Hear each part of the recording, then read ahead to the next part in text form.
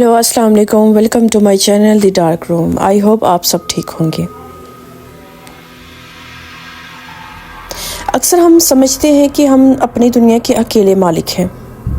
ہم سمجھتے ہیں کہ یہ سڑکیں، یہ شہر، یہ روشنیاں صرف ہمارے لیے ہیں، لیکن سچ تو یہ ہے کہ جب رات گہری ہوتی ہے اور انسان اپنے گھروں میں رہتے ہیں تب ایک دوسری دنیا جاگتی ہے، ایک ایسی دنیا جو ہماری سمجھ، ہماری عقل اور ہماری سوچ سے باہر ہے۔ آج کی یہ کہانی مجھے ایک میرے فرینڈ نے شیئر کی ہے۔ یہ کہانی علی کی، جو پیشے کے اعتبار سے ایک ڈرائیور ہے۔ علی کے ساتھ 2017 کی سرد راتوں میں کچھ ایسا ہوا جس نے اس کا خدا پر یقین تو پختہ کر دیا، لیکن انسانوں اور سائے پر سے بھروسہ اٹھا دیا۔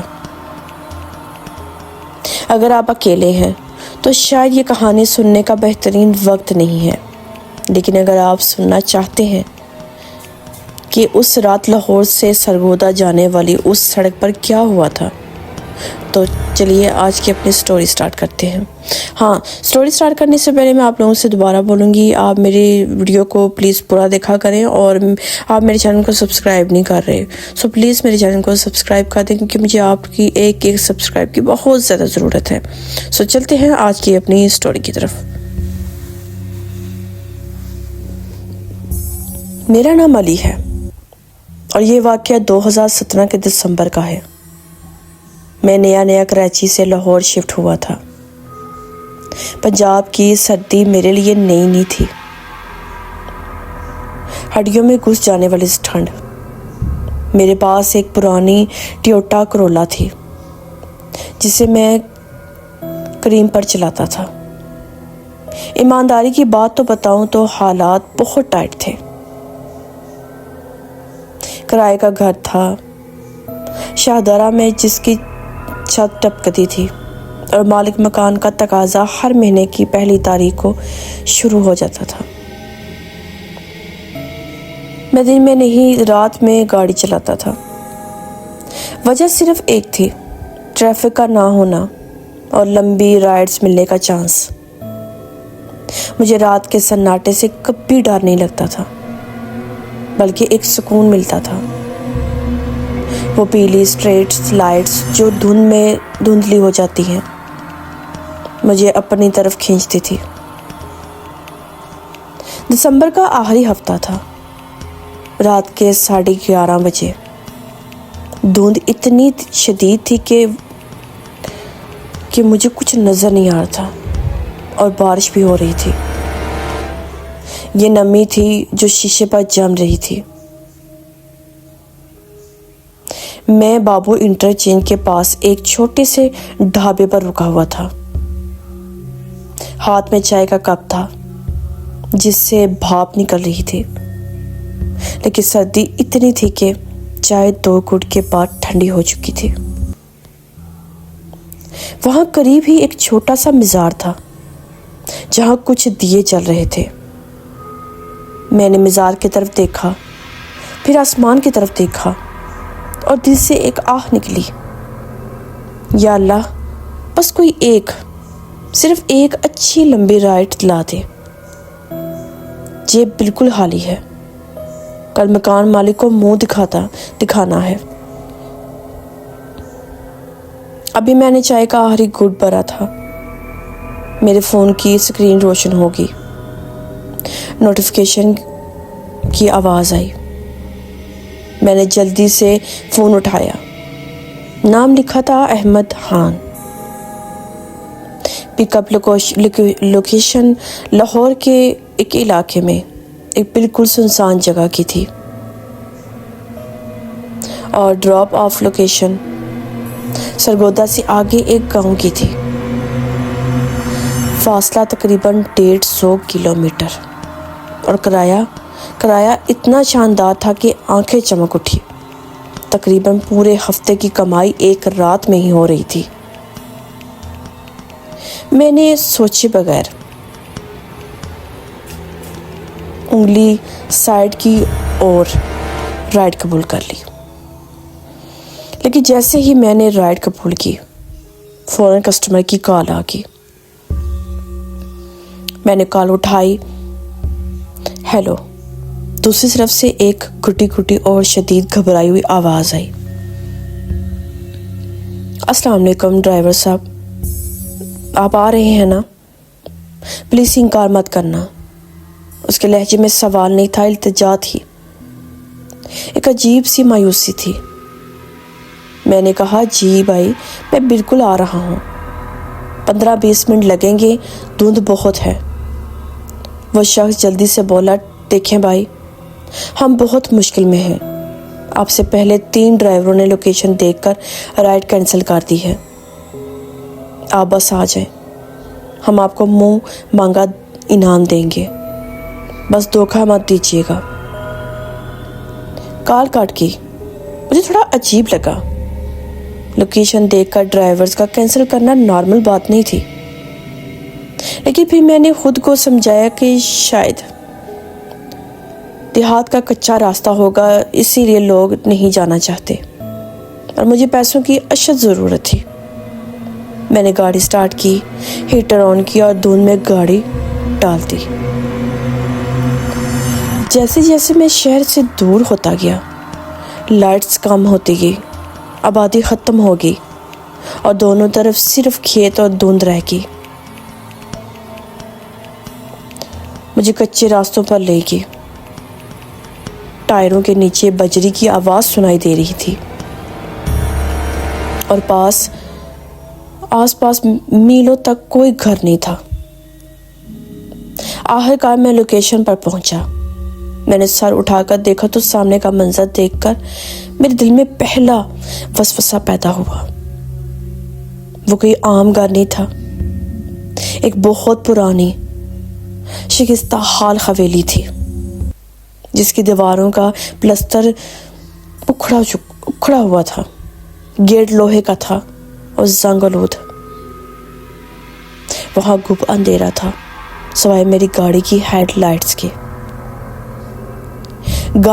گیٹ کے باہر 4 لوگ کھڑے تھے جو ٹھنڈ سے کانپ رہے تھے۔ ایک بوڑھا شخص جس کی سفید داڑھی تھی اور چہرے پر گہری جھریاں، ایک ادھیڑ عمر خاتون جو رو رہی تھی، ایک نوجوان لڑکا اور ایک لڑکی کو انہوں نے ایک موٹی کالی چادر میں ایسے لپیٹا ہوا تھا کہ اس کا جسم نظر ہی نہیں آ رہا تھا۔ وہ 2 لوگوں کے سہارے کھڑی تھی، جیسے اس کے پیروں میں جان ہی نہ ہو۔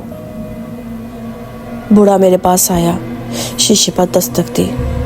بیٹا، اللہ تمہارا بھلا کرے، تم آگے۔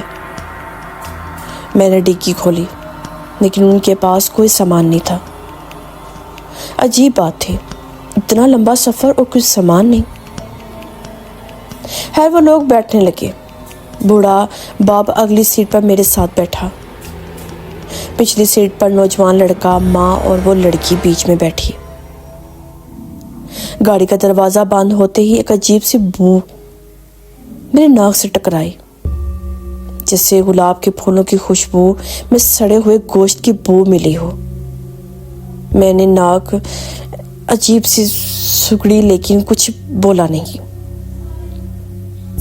چلیں چاچا جی، میں نے پوچھا۔ ہاں بیٹا، جلدی چلو، بس رکنا نہیں ہے، بوڑھے نے تنقید کی۔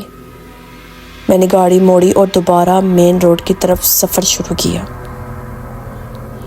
شروعات کے 25 منٹ بالکل خاموشی رہی، اتنی خاموشی کہ مجھے پیچھے والوں کی سانسوں کی آواز بھی نہیں آ رہی تھی، صرف ٹائروں کی سڑک پر رگڑ کی آواز۔ میں شیشے میں باہر بار بار دیکھ رہا تھا، لیکن پیچھے اندھیرا تھا، کچھ صاف نظر نہیں آ رہا تھا۔ موٹر وے پر چڑھتے ہی دھند مزید گہری ہو گئی اور میں نے اندازے سے گاڑی چلا رہا تھا۔ اچانک گاڑی کے اندر کا درجہ حرارت گرنے لگا۔ میں نے ہیٹر فل کیا ہوا تھا، لیکن پھر بھی میرے ہاتھ اسٹیئرنگ پر جم رہے تھے۔ سردی باہر نہیں تھی، سردی گاڑی کے اندر تھی۔ پھر وہ آوازیں شروع ہوئی۔ پہلے یہ سرگوشیاں تھیں، جیسے کوئی بہت تیزی سے کوئی ورد کر رہا ہو۔ میں نے سوچا شاید وہ لوگ آپس میں بات کر رہے ہیں، لیکن پھر آواز بدلی۔ یہ اب کسی جانور کے گھرانے کی آواز تھی، ایک دبی دبی سی۔ میں نے پچھلے شیشے میں دیکھا اور اس لمحے میرا خون خشک ہو گیا۔ دھندلی روشنی میں وہ لڑکی اپنا سر اٹھا چکی تھی۔ اس کا چہرہ زرد، بالکل ہلدی کی طرح پیلا، ہونٹ کالے سیاہ، اور آنکھیں سفید نہیں تھی، آنکھیں پوری کی پوری سرخ تھی، جیسے آنکھوں کے پیالوں میں خون بھرا ہو، اور وہ سیدھا میری آنکھوں میں دیکھ رہی تھی، شیشے کے ذریعے۔ میں ہڑبڑا گیا۔ گاڑی تھوڑی تھوڑی سی لہرائی۔ دھیان سے بیٹا، بوڑھے نے فوراً کہا۔ چاچا، یہ بچی کو کیا ہوا ہے؟ میری آواز کانپ رہی تھی۔ بوڑھے نے ایک لمبی آہ بھری اور بولا، بیٹا نظر مت ہٹانا سڑک سے، ہماری بیٹی بیمار ہے، روحانی مسئلہ ہے، ہم اسے ایک بڑے عامل کے پاس لے جا رہے ہیں، سرگودا کے آگے۔ اچانک پیچھے بیٹھی لڑکی ہنسنے لگی، لیکن وہ ہنسی کسی لڑکی کی نہیں تھی۔ وہ ایک مردانہ، بھاری اور کھردری ہنسی تھی جو سینے کو چیر دیتی ہے۔ کہاں لے جا رہے ہو؟ مجھے کوئی نہیں نکال سکتا۔ یہ آواز سن کر میری ریڑھ کی ہڈی میں سنسناہٹ دوڑ گئی۔ یہ آواز اس دبلے پتلے جسم سے نکل ہی نہیں سکتی تھی۔ ماں نے رونا شروع کر دیا۔ بیٹا خاموش ہو جا، کلمہ پڑھ۔ لڑکی چیخی، نہیں پڑھوں گی۔ چپ کر بڑھیا، اگر تو نے کچھ پڑھا تو تیری زبان کھینچ لوں گی۔ گاڑی کا ماحول اب خوفناک ہو چکا تھا۔ مجھے لگ رہا تھا کہ گاڑی کا وزن بڑھتا جا رہا ہے۔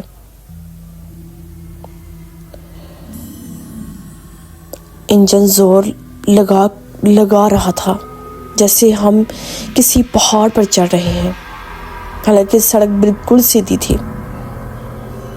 میں نے گھبرا کر کہا، چاچا میں گاڑی روک رہا ہوں، مجھے چیک کرنے دے۔ نہیں، وہ بوڑھا اور لڑکا ایک ساتھ چیخے۔ بیٹا رکنا مت، اگر تم نے گاڑی روکی تو یہ ہم سب کو مار ڈالے گی۔ یہ گاڑی سے اترے اور بھاگی۔ خدا کا واسطہ ہے چلتے رہو۔ میں نے ہمت کر کے گاڑی بھگائی، لیکن پیچھے بیٹھی مصیبت اب بے قابو ہو رہی تھی، اور وہ لڑکی سیٹ پر اچھل رہی تھی۔ وہ اپنے بھائی اور ماں کو مار رہی تھی۔ گاڑی دائیں بائیں لہرانے لگی۔ اچانک مجھے اپنے کندھے پر ایک شدید ٹھنڈک اور درد محسوس ہوئی۔ اس لڑکی نے دونوں سیٹوں کے بیچ سے ہاتھ نکال کر میرا کندھا دبوچ لیا تھا۔ اس کی گریفت لوہے کی طرح مضبوط تھی۔ اس کے ناخن میری جیکٹ پھاڑ کر میرے گوشت میں چبھ رہے تھے اور میرے کان کے بالکل قریب آئی، اتنے قریب کہ میں اس کے منہ سے نکلنے والی سڑن محسوس کر سکتا تھا۔ وہ سرگوشی میں بولی، تو ڈر رہا ہے نا؟ تیرا ڈر مجھے پسند ہے، تو بھی میرے ساتھ چلے گا، ہم سب ساتھ چلیں گے۔ میں چیخنا چاہتا تھا، لیکن آواز حلق میں اٹک گئی۔ میں بس دل ہی دل میں آیت الکرسی پڑھنے لگا۔ میری آنکھوں سے آنسو نکل رہے تھے، درد اور خوف کی وجہ سے۔ بوڑھے باپ نے میری شکل سے اس کا ہاتھ میرے کندھے سے ہٹایا۔ چھوڑ اسے، اپنے اوقات میں رہ۔ اگلے 45 منٹ میری آنکھوں کے سب سے طویل منٹ تھے۔ پیچھے سے چیخیں، گالیاں اور عجیب و غریب زبان میں آتی باتیں آتی رہی، میں بس مشینی انداز میں گاڑی چلاتا رہا۔ آخرکار ہم سرگودا کراس کر کے اس گاؤں کے کچے راستے پر پہنچے۔ صبح کے 3 بج رہے تھے۔ ایک پرانے مٹی کے بنے ہوئے مکان کے آگے گاڑی رکی۔ وہاں پہلے سے کچھ لوگ لالٹین لیے کھڑے تھے۔ بوڑھے نے کہا، بس بیٹا روک دو۔ جیسے ہی گاڑی رکی، وہ لڑکی پرسکون ہوگی، بالکل ساکت۔ وہ لوگ اسے گاڑی سے اتارنے لگے۔ وہ اب بالکل بے جان لگ رہی تھی، جیسے کوئی لاش ہو۔ جب وہ اسے لے جا رہے تھے تو جاتے جاتے اس لڑکی نے مڑ کر مجھے دیکھا۔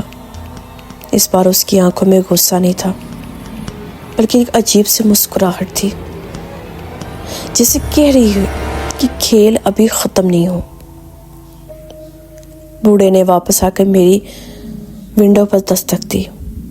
اس نے کرائے کے علاوہ مجھے 5,000 روپے اضافی دیے۔ بیٹا، تم نے بہت ہمت کی، اللہ تمہیں اس کا اجر دے۔ اب میری بات سنو، اس نے سنجیدگی سے کہا، باہر دھند بہت ہے اور راستہ خراب ہے، واپسی کا سفر ابھی مت کرو۔ یہ سامنے جو کمرہ ہے، وہاں چارپائی بچھی ہے، سو جاؤ، صبح سورج نکلنے کے بعد جانا۔ اس حالات میں ڈرائیونگ خطرناک ہے۔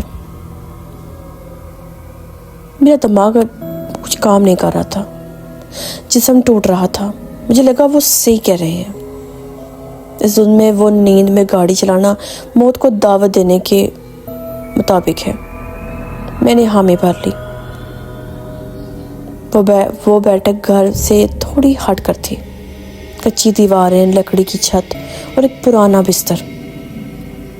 میں نے دروازہ اندر سے بند کیا، کنڈی لگائی اور جوتے اتار کر لیٹ گیا۔ تھکاوٹ اتنی تھی کہ 5 منٹ پہ آنکھ لگ گئی، لیکن شاید ابھی مجھے سوئے ہوئے آدھا گھنٹہ ہی ہوا ہوگا کہ میری آنکھ کھل گئی۔ کسی آواز سے نہیں، بلکہ سانس گھٹنے کی وجہ سے۔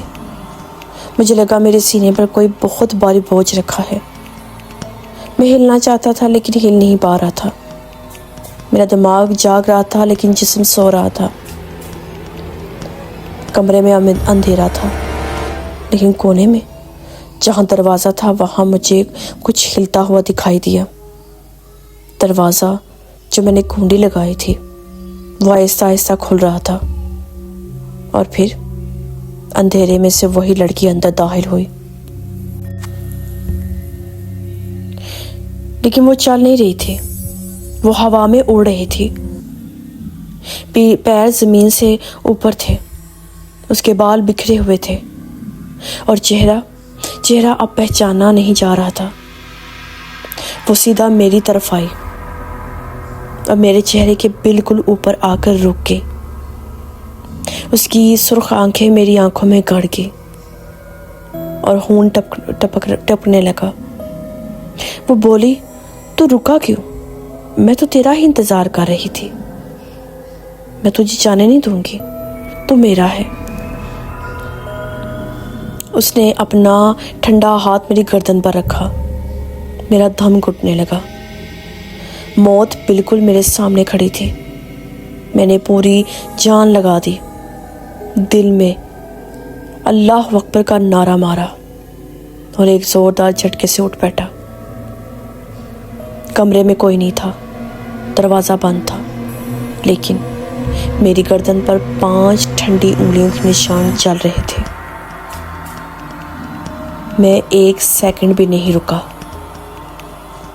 میں نے اپنے جوتے نہیں پہنے، جوتے ہاتھ میں پکڑے اور دروازہ کھول کر بھاگا۔ گاڑی تک پہنچا، ہاتھ کانپ رہے تھے۔ چابی گر گئی، اٹھائی، لگائی، سیلف مارا۔ شکر ہے گاڑی پہلی بار میں سٹارٹ ہو گئی۔ میں نے گاڑی کو سٹارٹ کیا، اتنی سپیڈ سے وہاں سے نکلا، پیچھے مڑ کر دیکھنے کی ہمت ہی نہیں تھی۔ میں لاہور کیسے پہنچا مجھے کچھ یاد نہیں، بس اتنا یاد ہے کہ میں نے کہیں بریک نہیں لگائی۔ گھر پہنچ کر میں 3 دن تک بخار میں پڑا رہا۔ میری گردن پر وہ انگلیوں کے نیلے نشان کئی ہفتوں تک رہے۔ اس واقعے کے بعد میں نے کریم پر رات کی شفٹ ہمیشہ کے لیے بند کر دی۔ میں اب بھی گاڑی چلاتا ہوں، لیکن صرف دن کی روشنی میں۔ کبھی کبھی جب میں اکیلا ہوتا ہوں تو مجھے گاڑی کی پچھلی سیٹ سے وہی سرگوشی سنائی دیتی ہے، تو میرا ہے۔ میں فوراً پیچھے مڑ کر دیکھتا ہوں، لیکن وہاں کوئی نہیں ہوتا۔